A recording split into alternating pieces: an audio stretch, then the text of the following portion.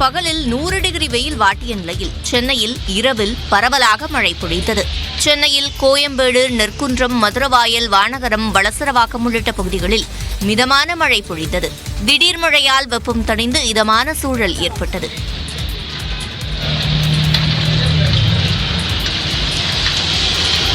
புறநகர் பகுதிகளிலும் பரவலாக மழை பொழிந்தது.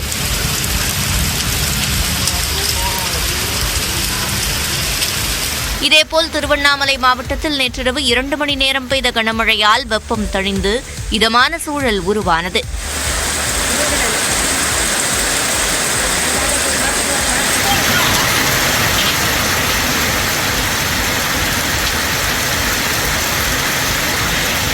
கீழ்பெண்ணாத்தூர், வேங்கிக்கால், கீழ்கச்சிராப்பட்டு, மேல்கச்சிராப்பட்டு, ஏந்தல் உள்ளிட்ட பகுதிகளில் மழை பெய்ததால் விவசாயிகள் மகிழ்ச்சியடைந்தனர். தமிழக வெற்றிக் கழகத்தின் முதல் மாநாடு நடைபெறும் தேதியே கட்சியின் தலைவர் நடிகர் விஜய் அதிகாரப்பூர்வமாக அறிவித்துள்ளார். இது தொடர்பாக அவர் வெளியிட்டுள்ள அறிக்கையில், தவிக கொடி அறிமுகப்படுத்திய நாள் முதல் கட்சி தோழர்களின் எண்ணங்களுக்கு ஏற்பவும் மக்களின் பேரன்பு மற்றும் பேராதரவுடனும் அரசியல் வெற்றிக்கான களம் விரிவடைந்து கொண்டே வருவதாக குறிப்பிட்டுள்ளார். மக்களின் பெரும் எதிர்பார்ப்புகளை நிறைவேற்றும் வகையில் தமிழக அரசியல் களத்தில் புதிய நம்பிக்கையை விதைக்கக்கூடிய தவிகவின் கொள்கை தலைவர்களை பிரகடனப்படுத்தும் முதல் மாநாடு நடக்க உள்ளதாக தெரிவித்துள்ளார். அந்த மாநாட்டில் தங்களின் கொள்கைகள் மற்றும் கொள்கை சார்ந்த செயல் திட்டங்கள் அறிவிக்கப்படும் என்றும் குறிப்பிட்டுள்ளார். அந்த வகையில் வரும் அக்டோபர் மாதம் 27ஆம் தேதி மாலை 4 மணி அளவில் விக்கிரவாண்டி அருகே உள்ள வி சாலை கிராமத்தில் மாநாடு நடக்க உள்ளதாக விஜய் அறிவித்துள்ளார். இந்த மாநாட்டில் இருந்து வலிமையான அரசியல் பெரும்பாதையை அமைப்போம் என்றும் விஜய் சூளுரைத்துள்ளார். தவிகவின் முதல் மாநில மாநாட்டை எல்லா வகையிலும் வெற்றிகரமாக நடத்துவதற்காக தமிழ்நாட்டு மண்ணைச் சேர்ந்த மகனாக ஒட்டுமொத்த தமிழ்நாட்டு மக்களின் ஆதரவையும் ஆசிகளையும் உரிமையுடன் வேண்டுவதாக விஜய் தெரிவித்துள்ளார். உதயநிதி ஸ்டாலினுக்கு துணை முதலமைச்சர் பதவி தொடர்பான கேள்விக்கு அரசியல் கேள்விகளை தவிர்க்குமாறு நடிகர் ரஜினிகாந்த் கூறினார். இதுகுறித்து அமைச்சர் உதயநிதி ஸ்டாலின் கருத்து தெரிவித்துள்ளார். அரசியல் கேள்வி கேட்காதீர்கள் சொல்லிருக்கேன். அரசியல் கேள்வி கேட்காதீர்கள் சொல்லிருக்கேன். ஒரு ஆய்வு கூட்டத்தை முடிச்சுட்டு வெளியில வந்து என் போனை திறந்து யூடியூப் திறந்து பார்த்தேன். நானே பயந்துட்டேன். என்ன தெரியுமா தலைப்பு தமிழ்ல, உதயநிதி துணை முதலமைச்சர் வேறாரா, ரஜினி சூப்பர் ஸ்டார் ரஜினிகாந்த் ஆவேசம்.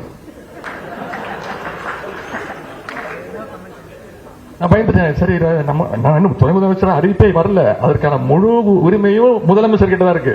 என்கிட்ட கேட்டீங்க. சரி, அவர் பாவம் படப்பிடிப்புக்காக விமான நிலையத்துக்கு போறாரு.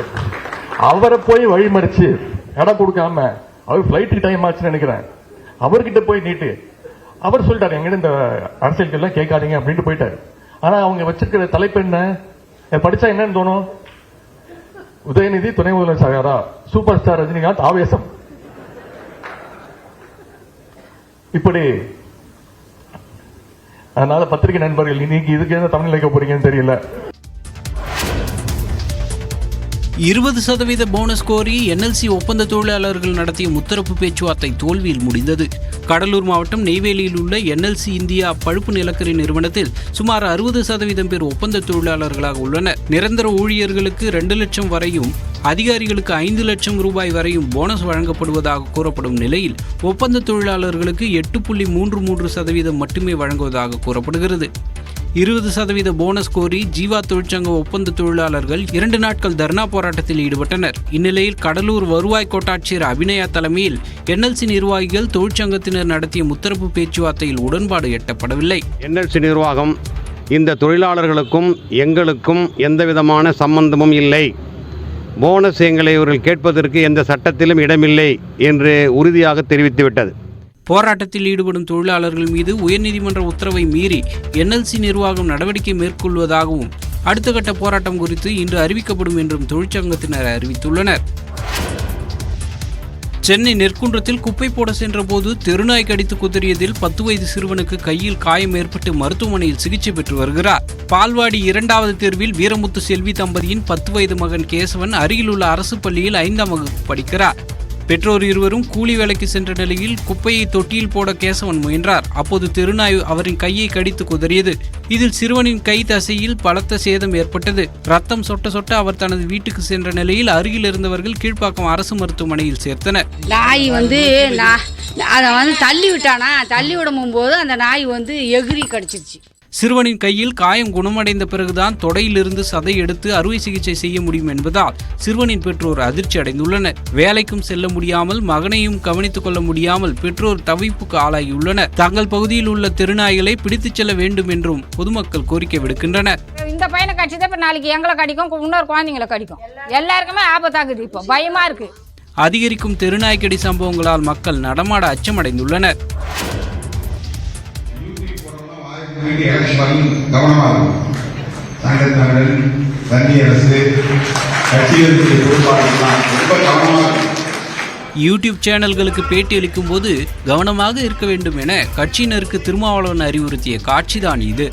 மது மற்றும் போதைப் பொருட்கள் ஒழிப்பு மாநாட்டுக்கான விசிக தென்மண்டல செயற்குழு கூட்டம் மதுரையில் நடைபெற்றது. இதில் கலந்து கொண்டு பேசிய அக்கட்சியின் தலைவர் திருமாவளவன் மாநாட்டுக்கு இன்னும் 10 நாட்கள் இருக்கும் நிலையில் ஏதாவது பிரச்சனையை கிளப்புவார்கள் என்றார். மது பழக்கத்திற்கு ஆளாகி இருந்தால் காமராஜர், பெரியார் போன்றோர் கிடைத்திருக்க மாட்டார்கள் என்றும் கூறினார். அம்பேத்கர் 65 வயசுல இருந்தார். அவர் பெரியார் 95 வயசுல வாழ்ந்தார்னா இந்தியா ஒரு பௌத்த நாடாக இருக்கும். RSS இல்லாம போயிருக்கு. 45,000 கோடி வருமானம் முக்கியமா, இளைஞர்களின் எதிர்காலம் முக்கியமா என கேள்வி எழுப்பிய திருமாவளவன் தேர்தல் வந்தால் மட்டுமே விசிக அரசியல் கட்சி என்றும் தேர்தல் முடிந்தால் பெரியார் இயக்கம் என்றும் குறிப்பிட்டார். இலங்கையில் குண்டுவெடிப்பில் பலர் உயிரிழந்ததால் கைம்பெண்கள் அதிகம் இருப்பதாகவும் இந்தியாவில் மதுவால் லட்சக்கணக்கான பெண்கள் கைம்பெண்களாக உள்ளதாகவும் கூறினார். பேசிட்டு இறங்கி போகும்போது வாரத்தில் 9 மாயண்டி குடும்பத்தில் சூப்பராக ஆக்ட் பண்ணிருக்கீங்க, நல்லா பண்ணிருக்கீங்க. இப்போ எதுவும் நடிக்கலையா, படம் கூட எடுக்கலையாங்கிறேன். ஒரு நாளைக்கு 6 மணி நேரம் என தொடர்ந்து 40 நாட்கள் பேசியும் ஒரு பிரயோஜனமும் இல்லை என்கின்ற அளவுக்கு நாம் தமிழர் கட்சியின் ஒருங்கிணைப்பாளர் சீமான் தனக்கு நேர்ந்ததை குறிப்பிட்ட காட்சிதான் இது. சிவகங்கையில் நடந்த கட்சி பொதுக்கூட்டத்தில் பேசிய அவர் மீனவர்களை இலங்கை படை சுடும்போது அதனை கண்டுகொள்ளாதவர்கள் லட்டு விவகாரத்தை பெரிதாக பேசுவதாக கூறினார். தெருவுக்கு தெரு எம்ஜிஆர், ஜெயலலிதா போன்றோரின் சிலைகள் இருப்பதாக கூறிய அவர் வஉசி போன்ற வரலாற்று தலைவர்களுக்கு தலைநகரில் சிலை இல்லை என்றும் வேலு நாச்சியாருக்கு கோயில் கட்டி குடமுழக்கு நடத்துவேன் எனவும் கூறினார். வேலு நாச்சியாரை காட்டி கொடுக்காத உடையாலே உனக்கு குலதெய்வம் என்றால் வேலு நாச்சியார் யார் என்று நீ சிந்தித்து பார்த்துக்க. கட்டண்டா அவன் பேரை இதே மண்ணுல கோயிலை கட்டி குடமுழுக்கு நடத்த நீ எழுதி வச்சுக்க. நடத்தல நான் பாரு. விடிய விடிய வேர்க்க விறுவிறுத்து பேசினாலும் திரைப்படத்தில் நன்றாக நடித்திருப்பதை பற்றியும் படம் எடுப்பது பற்றியுமே தம்மிடம் வந்து பலர் பேசுவதாக வேதனையோடு சீமான் குறிப்பிட்டுள்ளார்.